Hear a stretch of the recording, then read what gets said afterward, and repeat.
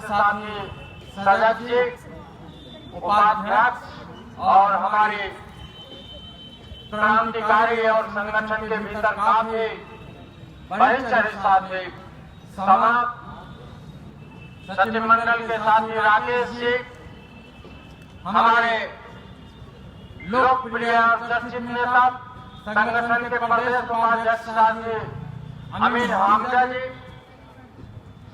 सचिव मंडल के साथी मुकेश जी, कैसर रेहान जी, शंभू देवा जी, इस संवाद कार्यक्रम में शामिल तमाम छात्राओं, छात्र साथियों और जनसेवा दल के साथियों को मैं क्रांतिकारी सलाम पेश करता हूं। मित्रों, इस मौके पर जो आपने विषय रखा है, उस विषय से पहले मैं आपको बताऊं कि आप जिस जगह पर बैठे हैं, यह जगह जब आप संविधान की बात करते हैं, लोकतंत्र की बात करते हैं, प्रजातंत्र की बात करते हैं, तो जिस जगह पर आप बैठे हुए हैं, जिस प्रतीक के सामने बैठे हुए हैं, मुझे नहीं मालूम कि जीडी कॉलेज परिसर में आप आते हुए जाते हुए कब आपके दिल में यह ख्याल आया कि हम यह जानने की कोशिश करें कि यह प्रतीक क्यों है, या फिर इस प्रतीक की क्या महत्ता है। बहुत सारे साथी मैं जानता हूं, इसी परिसर में 10वीं पास करने के बाद मैंने इसी परिसर से, इसी AISF के बैनर तले अपना सार्वजनिक जीवन इसी जगह से शुरुआत किया और आज भी आपके बीच मौजूद पूरी मजबूती और हौसले के साथ मैं बताना चाहता हूं, आप में से जब आप याद करते होंगे आजादी आंदोलन की, अगर रुचि रखते हैं तब, नहीं तो आजकल तो सारा कुछ रुचि व्हाट्सएप और उस व्हाट्सएप के सबसे बड़े प्रोफेसर और सबसे बड़े ज्ञानी चाणक्य है।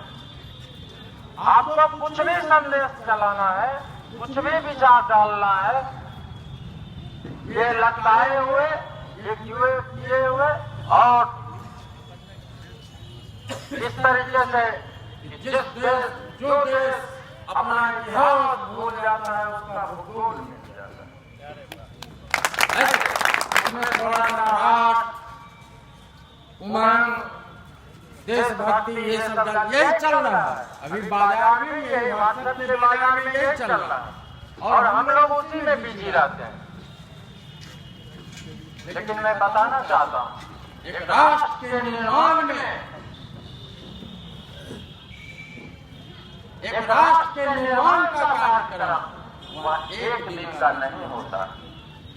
एक राष्ट्र के निर्माण में कोई एक व्यक्ति हमारा प्रेरणा स्रोत, हमारा नायक हो सकता है, लेकिन बलिदान हजारों लाखों कुर्बानियों के बाद एक राष्ट्र का निर्माण होता है। और जब भारत देश अंग्रेजी हुकूमत के खिलाफ लड़कर, आप में से अधिकांश लोग AISF के सदस्य हैं तो जानते होंगे कि 2 वर्ष से कम 18 दिन हमें लगाकर हमने इस आप बैठ जाइए, आप लोग बैठ जाइए, आप अपने संवाद कार्यक्रम में भाग लीजिए, अच्छा आजा मारवे अगर करते हैं उसमें रुचि मत रखिए। रुकिए, आप बैठिए, आप सजग जानिए। तब देखिए, तो इसलिए आप अपने संवाद कार्यक्रम में शामिल रहिए। मित्रों, ए बाबू, हम यह कहने के लिए आए हैं कि पूरी तरह से जब संविधान इस देश में लागू हुआ और इस देश ने आजाद भारत का संविधान स्वीकार किया तो इस देश के तब चुनाव नहीं हुए थे, तब प्रांतों के भी प्रधानमंत्री हुआ करते थे। और उस समय बिहार प्रांत के प्रधानमंत्री डॉक्टर श्री कृष्ण सिंह थे। और पहला जो 26 जनवरी का जन आंदोलन हुआ वह डॉक्टर श्री कृष्ण सिंह के द्वारा 26 जनवरी 1950 को इसी स्थान पर बेगूसराय जीडी कॉलेज परिसर इसी स्थान पर झंडोत्तोलन किया गया। और यहाँ पर यह जो देख रहे हैं प्रतीक का नाम प्रजातंत्र स्मारक स्तंभ है। इस स्तंभ का शिलान्यास किया गया। इतना ऐतिहासिक, इतने ऐतिहासिक और महत्वपूर्ण जगह पर आप बैठे हुए और जब हम इस जगह पर बैठे हुए हैं तो हमें संविधान के बारे में जानने और समझने की जरूरत है। और जब आप यह गुमान करते हैं कि आप AISF के साथी हैं तो मैं आपको बताना चाहता हूं कि दुकानें अब आपके कॉलेज परिसर में बहुत सारे मिलेंगे, लेकिन इस देश में जब अखंड भारत था, भारत पाकिस्तान और बांग्लादेश एक था, तो आजादी की लड़ाई में कोई एक छात्र संगठन अपनी बलिदानों और कुर्बानियों से आजादी के आंदोलन में तो सीखने का काम कर रहा था। मां भारती को अंग्रेजी हुकूमत की गुलामी से जंगों से छुड़ाने के लिए लड़ रहा था, तो उस संगठन का नाम ऑल इंडिया स्टूडेंट्स। इसलिए आप इस बात पर गौर कीजिए, आप इस देश के क्रांतिकारी विरासत के सिपाही। आज दुकानें बहुत सारे चल रहे हैं। संविधान आज आप में से सारे लोग जानते होंगे, 7 शहीद जो पटना में 9 अगस्त 1942 को 7 शहीद हुए थे। आप जानिए बाकायदा बजाबता हमारे नेतृत्व के साथी भी इस बात को जाने 9 अगस्त 1942 को जो अभी विधानसभा है वहां पर अंग्रेजी झंडा यूनियन जैक को उतार कर तिरंगा लहराने वाले क्रांतिकारी जो शहीद हुए थे, उन 7 शहीद में 4 शहीद AISF थे। इस नाते आपकी जवाबदेही बनती है। आज इतने भगत सिंह के विचारों और आदर्शों पर चलते हुए आजादी की लड़ाई से लेकर आजाद भारत में भी हमने एक लंबा सफर तय किया और हमारे संघर्ष और शहादत का एक इतिहास हम बतलाना चाहते हैं आपको। इस संविधान में आप हर किसी के पास अब आप हैंडसेट रखते हैं। मैं आप लोगों से अपील करता हूं कि जब आप बैठकर टीवी देखते हैं उसके बजाय कम से कम न्यूज चैनल तो संभल के देखिए। इलेक्ट्रॉनिक मीडिया का जो न्यूज चैनल है उसको संभल के देखिए।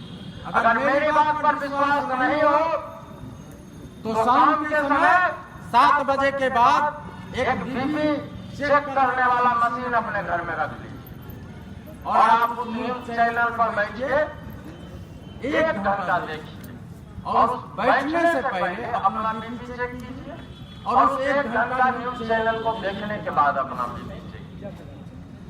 आज हमारे देश को सुलगाने की एक सुनियोजित कोशिश चल रही है, इसलिए इस चैनल से बचिए और अपना समय आज सब कुछ सहूलियत से हमारे पास उपलब्ध है। भारत का संविधान आप टाइप करेंगे उसका PDF आपको डाउनलोड हो जाएगा।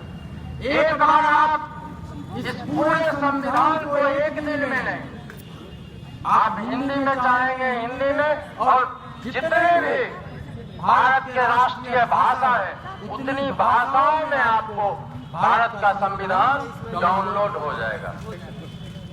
उसे आप पढ़िए और बढ़िए और तब अपने आप से बातें करने की कोशिश कि हमारे संविधान ने एक नागरिक के नाते हमारे संविधान भारत के संविधान ने हमें हिंदू या मुसलमान के रूप में नहीं देखा है, उसने हमें नागरिक अधिकार और कर्तव्य दिए।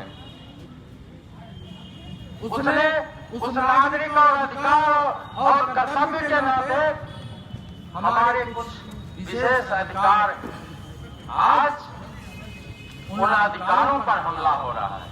जब आप संविधान पढ़ेंगे, जो कि AISF के साथी भी अपने बैनर पर यहाँ लगाए हुए हैं और इस प्रजातंत्र स्मारक स्तंभ में भी लिखा हुआ है शिलापट पर,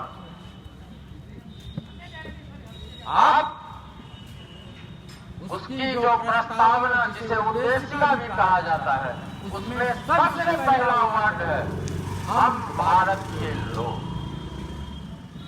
वी द पीपुल।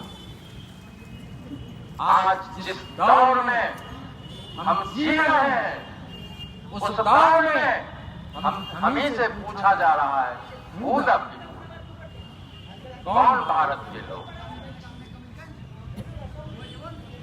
और जब ऐसी परिस्थिति उत्पन्न हो जाए तो आपको विचार करना चाहिए। अगर आप गुजरते जमाने का जो दौर है उससे नावाकिफ है तो AISF के अफसाने को ध्यान से सुनिए और तब आपको अगर यह लगे कि इस अफसाने को बर्दाश्त नहीं किया जा सकता है तो आप यह मानिए क्या गुजरता हुआ जमाने का दौर नाकाबिले बर्दाश्त। आज संविधान पर हमला हम लोग भी कभी कभी सोचते हैं, क्योंकि हम समझ कैसे बनाते हैं, सोशल मीडिया पर आ रहे कंटेंट के जरिए समझ हम कैसे बनाते हैं। जो इन न्यूज चैनलों के आज जो एंकर है, मैं खुलेआम कह रहा हूँ, वो सरकारी प्रवक्ता बने हुए हैं। वहाँ आप जब न्यूज चैनल खोलेंगे तो वहाँ पर एक मुद्दे का विरोधी एक मुद्दे का समर्थक होता है और एक बुद्धिजीवी होता है जो दोनों को हटाता है और चौथा जो होता है वो एंकर होता है, वह तीनों को भड़काता है। और स्टूडियो के भीतर बैठकर इस प्रायोजित कार्यक्रम को देखते देखते हम अपने ही घर में हमें खुद पता नहीं चलता है कि हम आम इंसान से कब चलते फिरते एक मानव बम के रूप में तब्दील। आप इस बात को नोट कर लीजिए कि सांप्रदायिकता हो या जातिवाद हो, ये वैमनस्य, घृणा, नफरत इंसान को चलता फिरता बम बना देता है। आप कहेंगे कैसे बना देता है? बोल रहे हैं ही हम बुलाए हमें खुद पता नहीं है कि हम चलते फिरते बम में तब्दील हो गए। ऐसे भेजे हैं बुलाने, हमें खुद पता नहीं है। मैं एक मामूली सी घटना का उदाहरण देता हूँ। अभी 26 जनवरी की घटना है, बथौली के भीतर, इसे बेगूसराय बथौली के भीतर सड़क के उस पार के घर के लड़के का सड़क के उस पार के घर के लड़के के साथ झगड़ा हो गया और यह घटना अपनी जीवन दिनचर्या में हम रोज झेलते हैं। घर के उस पार का कोई हिंदू है, इस पार मुसलमान। उस झगड़े से पहले उस सड़क के उस पार के घर वाले को याद था कि वो हिंदू होने के नाते कुछ खास है। झगड़ा होने से पहले ना सड़क की तरफ घर वाले को यह ख्याल था कि वह मुसलमान होने के नाते कोई विशेष। बच्चों के बीच झगड़े होते हैं और वह झगड़ा पूरी तरह से सांप्रदायिक तनाव में तब्दील।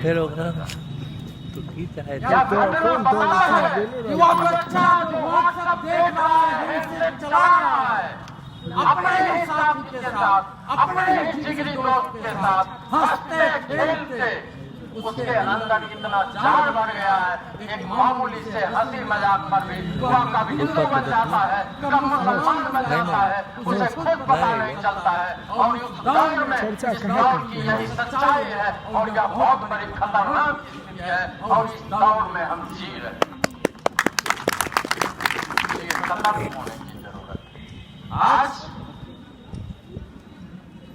संविधान के भीतर मैं बताने के बाद आप सारे लोग जानते होंगे, सोशल मीडिया पर खूब चल रहा है कासगंज की घटना। कासगंज में कहा गया कि तिरंगा यात्रा प्रचारित किया जा रहा है। जब घटना हो गई उसके बाद तिरंगा यात्रा, हकीकत क्या है? मेजर अब्दुल हमीद के बारे में आप कितना जानते हैं, नहीं जानते हैं तो जानिए। मेजर अब्दुल हमीद भारत पाकिस्तान युद्ध के का नायक था। वह इस देश का राष्ट्र नायक है, हमारे लिए गौरव की बात। उनके सम्मान में एक चौक है कासगंज में, और अफसोस वह तुलसीदास का नाम सुना होगा। वह कासगंज वहीं पड़ोस में तुलसीदास की जन्मभूमि भी है, जिन्होंने पूरा रामचरितमानस लिखा है।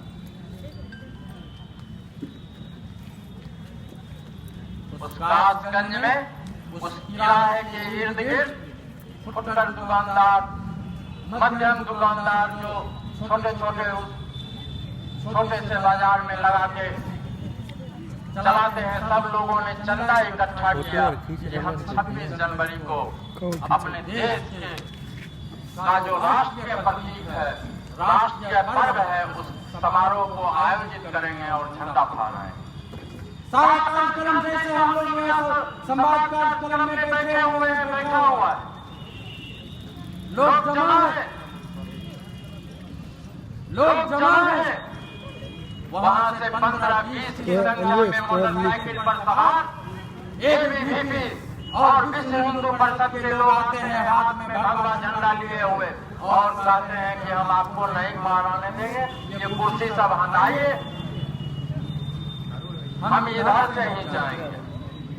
आप बताइए कि हम यहाँ पर कार्यक्रम कर रहे हैं, कुर्सी पर आप बैठे हुए हैं, हमारे साथी बैठे हुए हैं, 4 मोटरसाइकिल। ए राजीव, हम इधर से ही जाएंगे, आप बताइए। तो वहाँ तो देख रहे हैं कार्यक्रम हो रहा है, जा रहे हैं, यही उलाव यही होता है, इसलिए देखना है भैया। बेचिए वहाँ पे, आप यहाँ कुर्सी बेचिए तो अभी नहीं चलेगा, बिना वेट करने नहीं जाइएगा, बैठाइए। होने के बाद उसी मोटरसाइकिल सवारों में से राजीव कोई एक कमल नाम का, जो कि अभी बात सामने आ रही है, 3 राउंड गोली फायर करता है, और उसी में से एक गोली उसी के साथ के एक लड़के चंदन गुप्ता को जाकर लग जाती और उसकी मौके पर ही मौत हो जाती। इल्जाम आता है कि झड़प हुई, उधर से गोली चलाई गई। यही पूरा फैलाया जा रहा है। हकीकत कुछ और बयान हो रही। एक नौजवान जो संविधान में अगर भरोसा करता, संविधान में अपनी आस्था रखता, बहकावे में नहीं आता, तो आज हमारे बीच चंदन गुप्ता के प्रति हमारी पूरी सहानुभूति है। लेकिन हम सवाल पूछना चाहते हैं, आज चंदन गुप्ता के परिवार के लोग जरूर जानते होंगे कि यह एबीवीपी या विश्व हिंदू परिषद का सदस्य है, लेकिन आज चंदन गुप्ता की मां से जाकर कोई पूछे कि उन्हें भगवान श्री राम चाहिए या उसका बेटा चंदन गुप्ता चाहिए, उसके बहन से कोई पूछे कि उसे हिंदुत्व चाहिए या उसका भाई चंदन गुप्ता चाहिए, उसके बाप से कोई पूछे जिन फर्जी हिंदू हृदय सम्राटों के नाम पर चंदन गुप्ता जैसे नौजवान बहकावे में आ रहे हैं, वो नेता चाहिए या उसका बेटा चाहिए? आप खुद तय कर सकते हैं कि उसे क्या चाहिए होगा। दूसरी घटना वहीं पर होती है, उस घटना को इतना बढ़ावा दिया जाता है और उसके बाद इसको नीचे कीजिए तब फोटो अपनी गर्भवती पत्नी को लेकर अकरम नाम का आदमी मारुति कार से रास्ते से गुजर रहा है, उसको अपनी पत्नी को अस्पताल ले जा रहा है। उसकी गाड़ी देखकर उसकी गाड़ी पर हमला किया जाता है। यहाँ कुछ छात्राएं मौजूद हैं, हमारे साथी मौजूद हैं। हिंदू मुसलमान बाद में हम समझ लेंगे, किताबें पढ़ लेंगे, कुरान भी देख लेंगे, लेकिन आप इस दर्द का अंदाजा लगा सकते हैं कि जो एक गर्भवती महिला जो इस स्टेज में हो कि उसे अगर फौरन अस्पताल में नहीं भर्ती कराया गया तो संभव है कि वह अपने जिंदा बच्चे की मां भी नहीं बन सकती, और उसकी क्या पीड़ा होती है उस वक्त की, अगर आप महसूस कर सकते हैं तो महसूस। वह औरत रो रही है, गिड़गिड़ा रही है अपनी प्रसव पीड़ा को भूलकर, फिर भी उस गाड़ी पर ताबड़तोड़ हमले किए जा रहे हैं।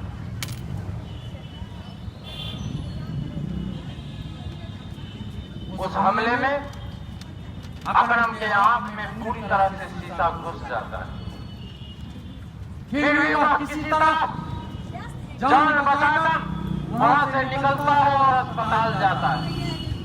मुझे नहीं पता कि उसने अस्पताल जगह जाकर पहले खुद को भर्ती कराया या पत्नी को भर्ती कराया, मुझे नहीं मालूम। आज की हकीकत यह है कि उस अकरम की एक आंख चली। मैं पूछना चाहता हूं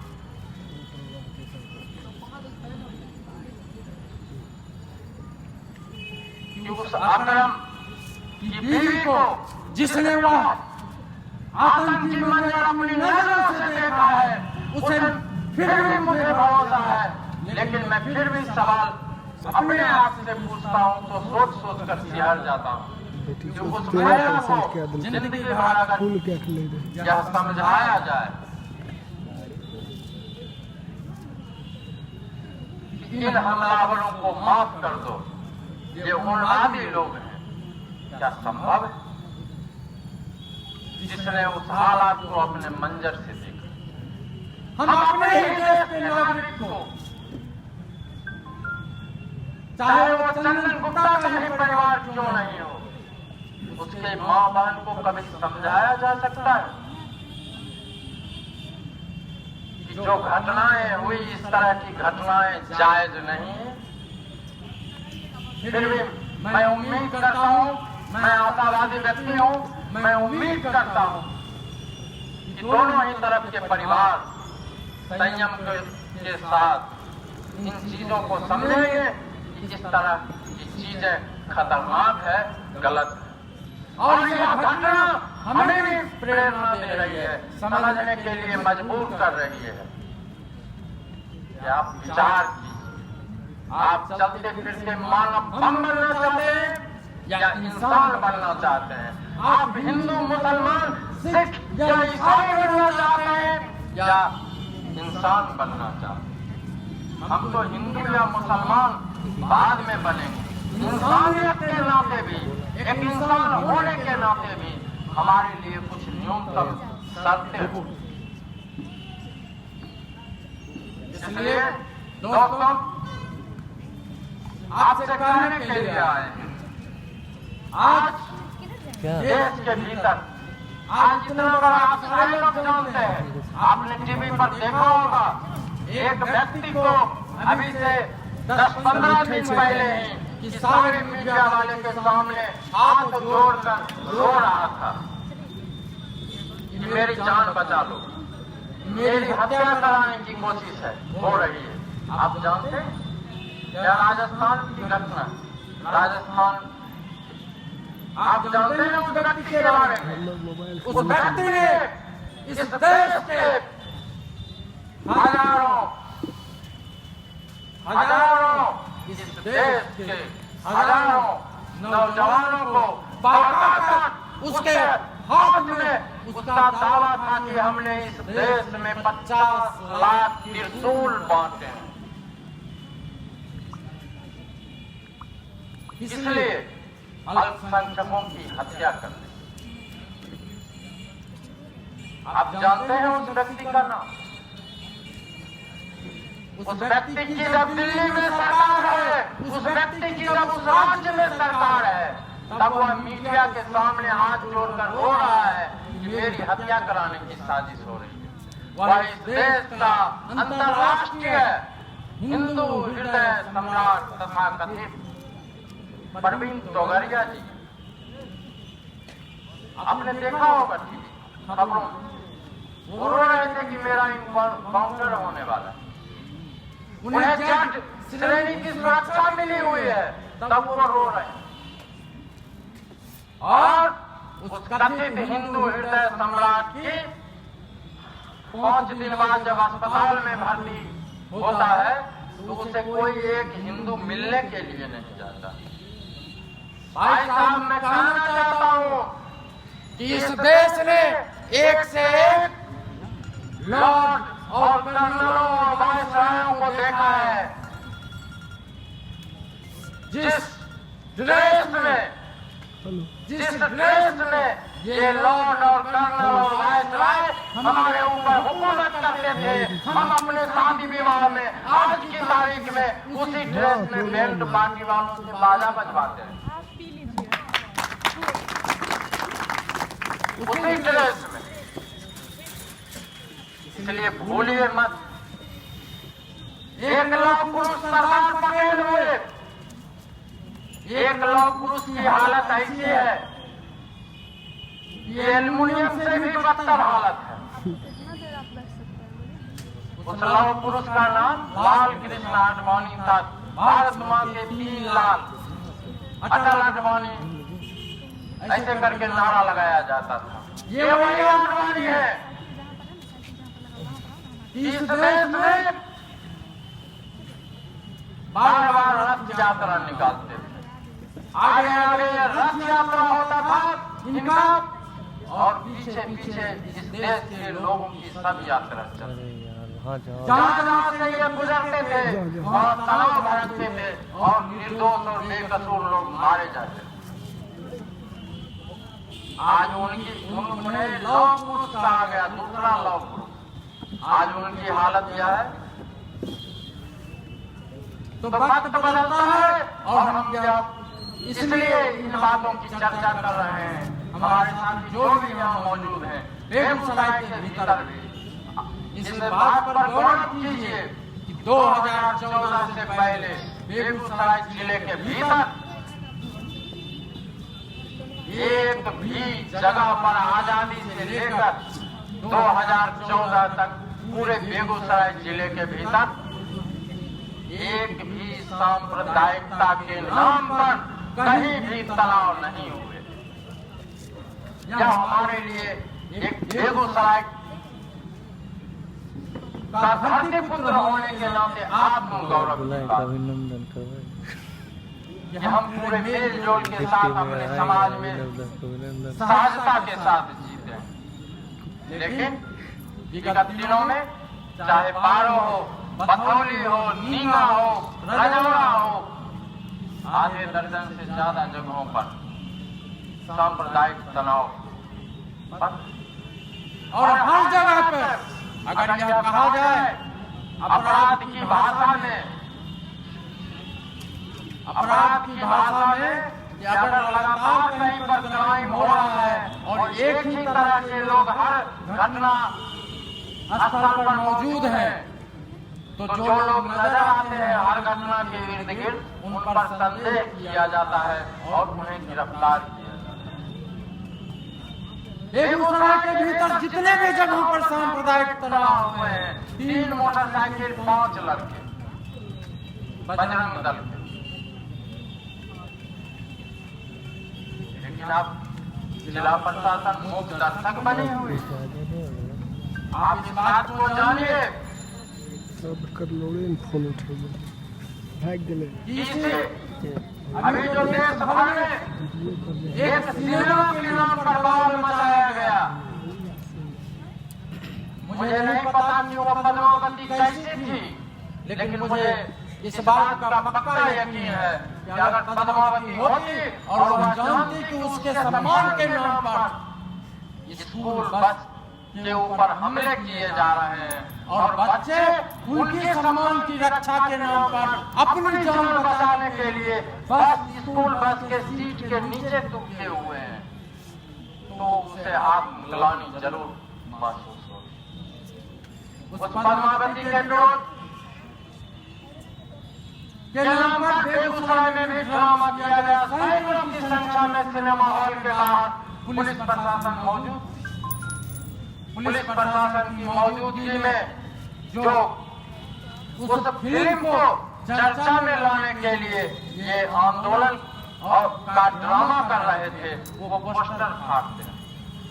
कैसर रेहान साथी हमारे बीच मौजूद है। हम पिछले दिनों बजरंग दल के किसी ने इन्हें धमकी दिया। पिछले दिनों हम एसपी से मिलने गए और हमने साफ साफ पूछा, जब हमें यह आश्वासन दिया गया कि हम इस पर कार्रवाई जरूर करेंगे। हमने साफ साफ आंखों में आंखें डालकर कहा कि अगर आपकी कार्रवाई उस तरीके से होती है तो हमें आप पर और आपकी कार्रवाई पर भरोसा नहीं है। और यह इस बात का प्रमाण है, यह संदेह पैदा करता है कि आपके संरक्षण में ये बलवाई गुंडागर्दी कर रहे हैं। और अगर हम आंखों में आंखें डालकर बातें कर रहे हैं और अपनी बातों को रख रहे हैं, तो इसे कहते हैं 56 इंच का सीना, वो भी असली वाला। ये नहीं कि ये खबर मिली तो तुरंत एसपी आदरणीय और आदरणीय तो सब होने लगे। हम कह के आए हैं एसपी कार्यालय में, वहां पर खड़े होकर कि अगर नहीं नियंत्रित किया गया तो हम इसे बर्दाश्त नहीं करेंगे, इसके खिलाफ आर पार की लड़ाई लड़ेंगे। आप जिस समाज में जी रहे हैं, आप कहेंगे कि कॉलेज के लड़कों को इस सबसे क्या काम है। हम लोग यहाँ पढ़ने लिखने के लिए आते हैं, पढ़ लिख के चले जाते हैं। हम लोग घर जाएंगे कि ये लोग तो अमीन जी, सैयद जी, अर्नब दास, समा परवीन चली आती है, रोज करती है, या एसएफ के प्रोग्राम में चलो, या एसएफ के प्रोग्राम में चलो।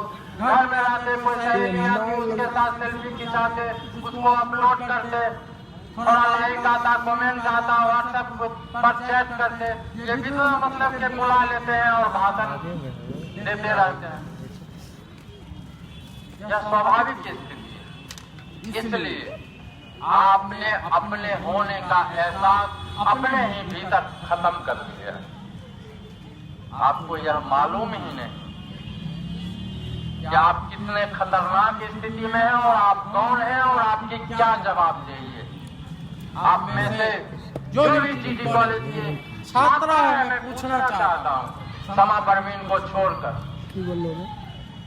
क्योंकि ये लगातार लड़ती भिड़ती रही है। बाकी का मैं नाम नहीं जानता हूँ, अगर आंदोलन में लड़ने भिड़ने वाली होगी तो माफ करना, लेकिन इस पर विचार करने की जरूरत है।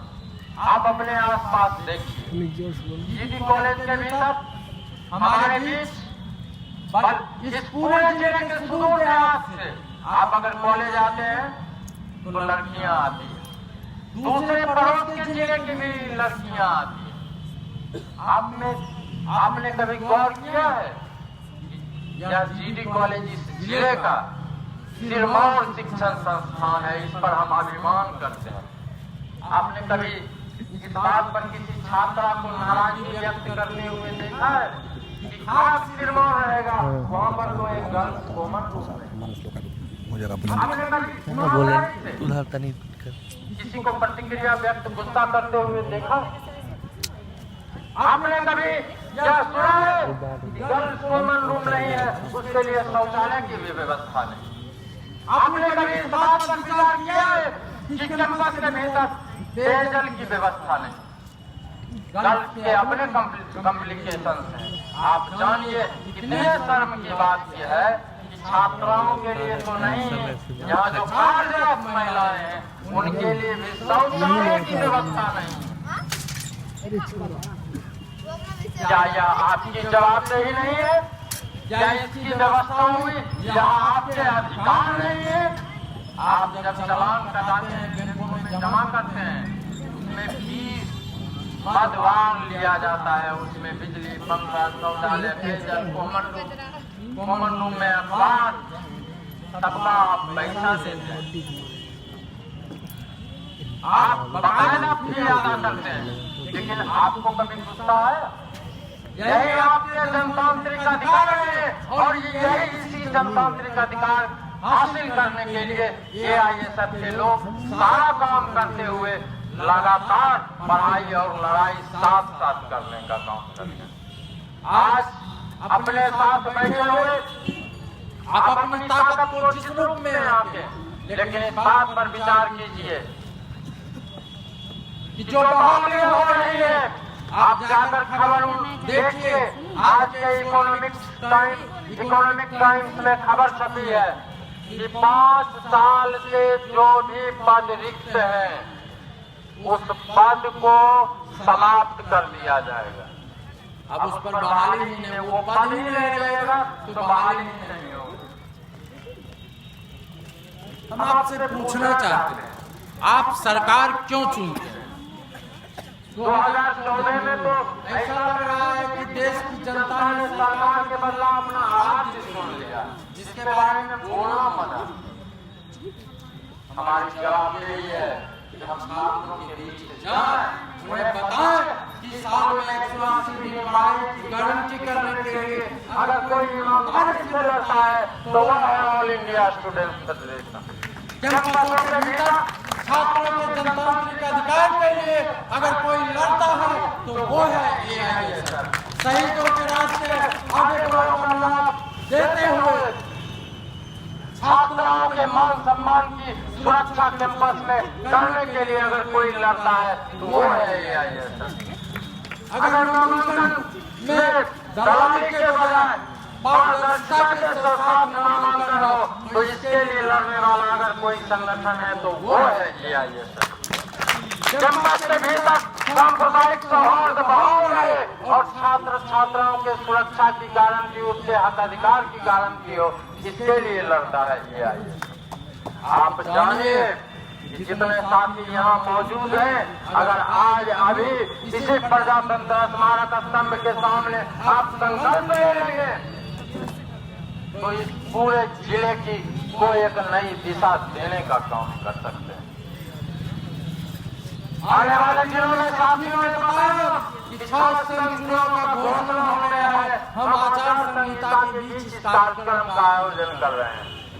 इस 4 संघ के चुनाव में हम अपील करते हैं कि हमारा एक एक साथी यह संकल्प ले कि इस जिले के कॉलेजों में पढ़ने वाले एक एक साथियों तक अपनी पहुंच को स्थापित कर उसे बताने का काम करेगा कि AISF को ही वह सपोर्ट करेगा। साथ ही संवाद कार्यक्रम से सार्वजनिक रूप से हम अपील करना चाहते हैं कि कैंपस के सौहार्द को बचाना चाहते हो, कैंपस के सौहार्द को बचाना चाहते हो, कैंपस के में आने वाले कल के लिए एक बेहतर शैक्षणिक माहौल देकर जाना चाहते हो तो अलग अलग दुकानदारी छोड़ो, आओ AISF अगुवाई करने के लिए तैयार है। हम तमाम धर्मनिरपेक्ष और जनवादी ताकतों के साथ मिलकर इस छात्र संघ के चुनाव में जो छात्र विरोधी ताकतें हैं उन्हें मुंहतोड़ जवाब देने का काम। अरे इनकलाब जिंदाबाद जिंदाबाद जिंदाबाद, अरे AISF जिंदाबाद जिंदाबाद जिंदाबाद। चाहे सांप्रदायिकता के खिलाफ हो या अराजकता के खिलाफ हो, इस बात पर भरोसा कीजिए कि इस नागफनी को बगैर जल आदि ताकत को मजबूत किए हुए और उसमें अपनी विश्वास को बढ़ाए हुए इसको कुचला नहीं जा सकता है। और इसको छात्रों के बीच एकताबद्ध करने के लिए और इन ताकतों को मुंहतोड़ जवाब देने के लिए एआईएसएफ को मजबूत बनकर अगुवाई करनी ही होगी। इसलिए काफी समय से आप मुझे सुन रहे हैं। इस संवाद के माध्यम से मैं आशा करता हूं कि आने वाले दिनों में इस संवाद कार्यक्रम को और विस्तार रूप देने में आप कामयाब होंगे। आने वाले शासन चुनाव में आप निश्चित रूप से इतिहास रचने का काम करेंगे और एआईएसएफ का जो उद्देश्य है शहीद आजम सरदार भगत सिंह, अशफाक उल्लाह खान, राजगुरु सुखदेव सहित क्रांतिकारियों के विचारों और आदर्शों पर चलते हुए अपनी बात समाप्त करूं उससे पहले मैं एक छोटी सी बात और कह देना चाहता हूं कि जब भी हम भगत सिंह, चंद्रशेखर आजाद, अशफाक उल्लाह खान जैसे क्रांतिकारियों का नाम लेते हैं तो हमारे अंदर लगता है कि इसे किस रूप में ले। आप जानिए भगत सिंह का तस्वीर लगाने वाले बहुत सारे लोग मिलेंगे। ये संगी बजरंगी भी आपको भगत सिंह की तस्वीर लिए चलते देखेंगे। दिल्ली के भीतर एक कार्यक्रम के दौरान मैंने कहा कि आप लोग भगत सिंह की तस्वीर लगाते हैं। 23 वर्ष के नौजवान ने जब उसको फांसी की सजा हो गई, जेल में रहते हुए दर्जनों लेख लिखे, दर्जनों लेख लिखे। आप उसे गूगल पर भी सर्च करके पढ़ सकते हैं। उसमें से कोई भगत सिंह के एक लेख को अगर भगत सिंह के प्रति वाकई आपकी श्रद्धा है, वाकई आप उन्हें अपना आदर्श मानते हैं, उनके किसी भी एक लेख को किसी ये जो हमारा पाठ्यक्रम होता है उसका सिलेबस का हिस्सा बना तब कहते हैं यह तो सरकार का काम है। तो सरकार को का विश्वास तो इसमें है कि कभी पुष्पक विमान उड़ता था, भारत में सबसे पहले प्लास्टिक सर्जरी हुई, वह कैसे हुई तो गणेश जी की। तो जिस देश का प्रधानमंत्री, जिस देश का शिक्षा मंत्री इस तरह के दर्शन में विश्वास रखता हो, वहाँ वैज्ञानिक शिक्षा पाकर एक बेहतर समाज के निर्माण में यही हमारा संविधान भी कहता है कि अपने दकियानूसी विचारों और नजरिए से निकलकर spirit of inquiry, scientific spirit के साथ आप चीजों को इंक्वायर कीजिए। डार्विन का सिद्धांत सही हो या गलत हो, गलत भी होगा तो भी आपको पढ़ना चाहिए कि डार्विन का सिद्धांत क्यों गलत है। डार्विन का सिद्धांत, डार्विन ने बताया कि बानर से नर बनने में हजारों साल लगे। मैं बता रहा हूँ यह एक शोध का विषय है, शोध किया हुआ है कि बानर प्रजाति के में भी जो एक खास तरह के बंदर थे जिनके दिमाग का वजन, सिर का वजन, के आंतरिक हिस्से का वजन 600 समथिंग ग्राम था, वही प्रजाति के बंदर बानर से नर बनने के इवोल्यूशन में शामिल हो पाए। सारे बंदर नहीं बन पाए, इसीलिए आप नर होते हुए भी बंदर देखते हैं। और आज कुछ 19-20 वजन वाले भी बानर से नर बन गए। वे आजकल सारे संगी और बजरंगी हैं जो कह रहे हैं कि अब हम वो बानर बनाएंगे फिर से। इसलिए मित्रों, इस अपील के साथ कि आने वाले दिनों में जो हमारे विचार हैं और आदर्श हैं इस पर चलते हुए इस एआईएसएफ संगठन को परिसर के भीतर अधिक से अधिक छात्र छात्राओं के बीच ले जाने का काम, जोड़ने का काम, मजबूती देने का काम आप सम्मान पर माला का और विश्वास के साथ इस सम्मान कार्यक्रम में शामिल तमाम अतिथियों और प्रतिनिधियों छात्र छात्रा प्रतिनिधियों का आपका क्रांतिकारी अभिनंदन करते हुए आपको क्रांतिकारी सलाम पेश करते हैं।